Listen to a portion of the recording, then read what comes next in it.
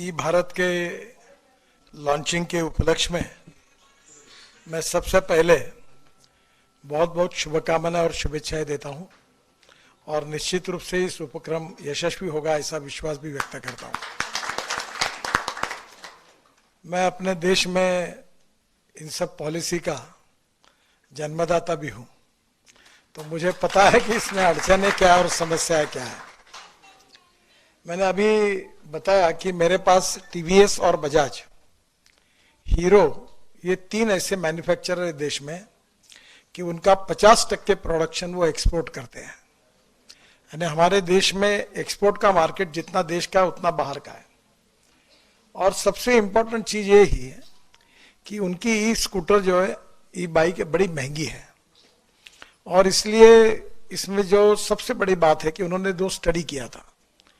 अभी 2-4 दिन पहले ही टीवीएस के मालिक जो थे वेणु श्रीनिवासन मेरे आए थे और सर्वे में ये मालूम हुआ कि एक स्कूटर आदमी कितने किलोमीटर चलाता है। तो उसका जो एवरेज आया है, बजाज ने कहा है कि 26 किलोमीटर एक दिन में चलाता है और टीवीएस ने कहा है कि 24 किलोमीटर चलता है और रात को घर में गाड़ी फिर चार्ज होती है। तो मैंने इनको सुझाया कि आप बैटरी 2 लगाने के, अभी ये बोल रहे हैं सोलर से इसकी जरूरत ही नहीं, एक ही बैटरी चार्ज करके अगर 70 किलोमीटर होगा तो कॉस्टिंग कम होगा। और इसका मार्केट जो है आजकल लोग जो नागपुर, पुणे, मुंबई, ये थोड़ा ब्रांडेड के तरफ है क्योंकि उनकी पेइंग कैपेसिटी ज्यादा है। पर जैसे काटोल है, नरखेड़ है, जलालखेड़ा है, इस टाइप के जो छोटे छोटे गांव है, वहां सफाई कामगार, प्यून, छोटे आदमी भी साइकिल के बजाय इसको चला सकता है। बच्चे कॉलेज में जाने के लिए इसका उपयोग कर सकते हैं।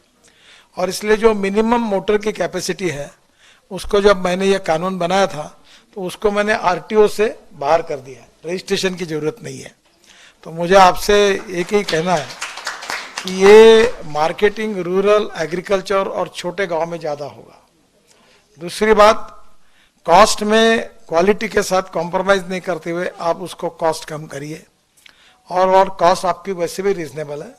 और दूसरी बात, आपको थोड़ा सा मार्जिन ज्यादा लेकर आपके डीलर की फाइनेंसिंग कंपनी निकालकर अगर इसको कोई फाइनेंशियल सपोर्ट मिल जाएगा तो आपका सेल 2 गुना 3 गुना बढ़ जाएगा। आजकल हर कंपनी, ऑटोमोबाइल कंपनी की, अशोक लेलैंड हो, टाटा हो, महिंद्रा हो, इनकी फाइनेंसिंग कंपनी भी होती है। तो ये इसके लिए कोई अगर जॉइंट वेंचर पार्टनर मिलता है और वो उससे आप चेक ले लेंगे, वो सर्विस करता है तो सैलरी डिडक्शन उसको दे देगा बैंक के अकाउंट से, ट्राई पार्टी एग्रीमेंट करके। तो छोटे छोटे लोग, सफाई कामगार, प्यून, होटल में काम करने वाले कर्मचारी, इस टाइप के छोटे छोटे लोग अगर इसको लेंगे तो इसके स्वाभाविक रूप से इसका सेल काफी बढ़ेगा। मुझे बहुत खुशी है कि विदर्भ में पहली बार आपने ये कोशिश की और मैं आपको शुभकामनाएं देता हूँ। अभी तक जब से मैंने ई स्कूटर और ई बाइक का जब काम शुरू किया है, 250 लोगों ने शुरू किया है। यानी 250 लोग अब मैन्युफैक्चरिंग में उतरे हैं। इसमें कर्नाटक में, बेंगलोर में बहुत अच्छे अच्छे डिजाइन और काफी रिसर्च हुआ है। अभी तो मैं हाइड्रोजन की गाड़ी पे, दिल्ली मेरे पास है, तो पानी से हाइड्रोजन निकाल कर गाड़ी चलेगी। फिर मैं अभी कल ही मैंने टोयोटो की लॉन्च की। वो ऐसी है कि उसके एक कैमरी मॉडल था जिसमें 60% पेट्रोल और 40% वही बिजली तैयार करेगा, जो बात आप बता रहे थे। पर मैं किसान हूँ और मेरे सपने का मॉडल ये है जो अभी अगले महीने आ रहा है, जिसके लिए मैं डंडा लेके बैठा हूँ सबके पीछे। वो ये है कि हमारे किसानों का जो इथेनॉल है, जो 60 रुपये लीटर है, उसकी कैलोरिक वैल्यू पेट्रोल के बराबर, डीजल के बराबर होगी। और जो अभी टोयोटो के मॉडल्स आ रहे हैं कि 60 रुपये लीटर का इथेनॉल भरने के बाद 40% वही बिजली तैयार करेगा। यानी आपके गाड़ी में 30 रुपये लीटर पेट्रोल की कॉस्ट से आपको एवरेज मिलेगा, एकदम बचत होगी और प्रदूषण से मुक्ति मिलेगी। तो टोयोटो, हुंडई, मर्सिडीज, बीएमडब्ल्यू और बाद में सभी टाटा से लेकर सब लोगों की गाड़ियां अगले महीने से आ रही है। और बजाज ने और टीवीएस ने और हीरो ने इथेनॉल की लगाई है। आज ही मेरी बात कि इथेनॉल की बाइक नागपुर में लॉन्च कर रहे, बाइक और स्कूटर। तो मैं कोशिश कर रहा हूँ कि अपने किसान के जितने बेटे हैं वो अपने ही फ्यूल को यूज करें। तो ये स्वाभाविक रूप से सस्ता भी है और प्रदूषण से मुक्त भी है। तो मुझे लगता है कि electric, ethanol, methanol, biodiesel, bio CNG, bio LNG और हाइड्रोजन। और हाइड्रोजन में भी 3 प्रकार है। ग्रीन हाइड्रोजन यानी पानी से निकलता है या बायोमास से निकलता है। आज ही मैं कारपोरेशन के आयुक्तों को कह रहा था कि हमारा शहर पहला है कि हमने टॉयलेट का पानी बेचकर हम लोग 300 करोड़ कमाते हैं। तो मैंने आज ही उनको कहा कि जो सॉलिड वेस्ट को सेग्रीगेट करने के लिए रूफटॉप सोलर लगाओ और वो पानी जो है गंदा पानी, उसी से हम ग्रीन हाइड्रोजन तैयार करेंगे और नागपुर कारपोरेशन की ट्रक, बसेस और कार ये सब उसी पे चलाएंगे। अभी मैं उनको कह के आया कि आप ये प्रोजेक्ट दो। अभी दिल्ली में तो मेरे यहाँ एक मिराई करके गाड़ी है, वो टोयोटो की है। मिराई का जापानी में अर्थ होता है भविष्य, और यही भविष्य है। तो आगे चलकर ये भी गाड़ी को ग्रीन हाइड्रोजन पे कन्वर्ट करना होगा। इसके बाद ट्रक, बसेस, ट्रैक्टर, हवाई जहाज, रेलवे और फैक्ट्री भी। कोयले की जरूरत नहीं, पेट्रोल की जरूरत नहीं, डीजल की जरूरत नहीं, गैस की जरूरत नहीं। पानी से हाइड्रोजन निकलेगा और उसके ऊपर दुनिया चलेगी। और मुझे एक बात लगती है कि मैं 2004 से ये कह रहा हूं, पर आउट ऑफ बॉक्स कोई भी बात लोगों को समझाने में समय जाता है, क्योंकि वो जल्दी मानते नहीं है।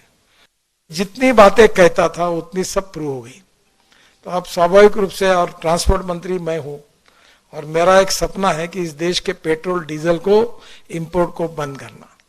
16 लाख करोड़ रुपए का पेट्रोल डीजल देश में आता है और सब प्रदूषण हमारे देश में होता है।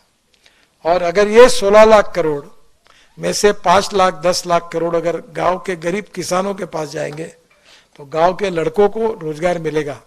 और इसलिए बड़े प्रमाण पर मैं बोलता हूं कि अन्नदाता नहीं, ऊर्जादाता बनो, ताकि गांव में ऊर्जा तैयार हो जाएगी तो कोई किसान नागपुर, मुंबई, कलकत्ता नौकरी मांगने कल नहीं आएगा। और अभी वो दिन दूर नहीं है कि अपने खेती में कुआं होगा, ऊपर में रूफटॉप सोलर होगा, वहीं से इलेक्ट्रोलाइजर 1 करोड़। मैंने अभी एक फैक्ट्री का उद्घाटन किया बेंगलोर में, तो पूरे 90% प्रोडक्शन एक्सपोर्ट हो रहा है। तो अब इलेक्ट्रोलाइजर 1.25 करोड़ का है।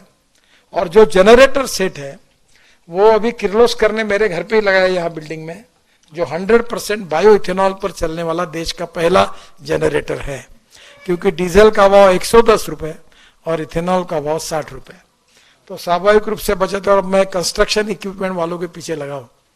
जेसीबी ने ऐसा जेसीबी बनाया कि जो अपनी परली होती है, राइस स्ट्रॉ, ये इससे बायो सीएनजी और बायो एलएनजी तैयार होता है। और मेरा ट्रैक्टर खुद का ये सीएनजी पर चलता है। और अभी वो उसके कारण किसान 1 लाख रुपए साल के अगर है तो उसकी बचत होगी, क्योंकि डीजल के बजाय सीएनजी पे चलेगा। और अभी सीएनजी भी ये हमारा फ्यूचर है, एलएनजी भी फ्यूचर है। तो मैं तो आज मुझे खुशी हुई कि जितना electric, ethanol, methanol, biodiesel, bio CNG, bio LNG, electric और ग्रीन हाइड्रोजन, मैं पीछे पड़ा हूँ इसके। और मैं एक दिन ये दिन देखना चाहता हूँ कि हमारे देश का इंपोर्ट 16 लाख करोड़ का 0 हो जाएगा और हमारा देश का किसान ऊर्जादाता होगा और गांव के लड़कों को रोजगार मिलेगा। और इससे देश का प्रदूषण, आज जो डॉक्टर की बिल आप दे रहे हो वो प्रदूषण के कारण दे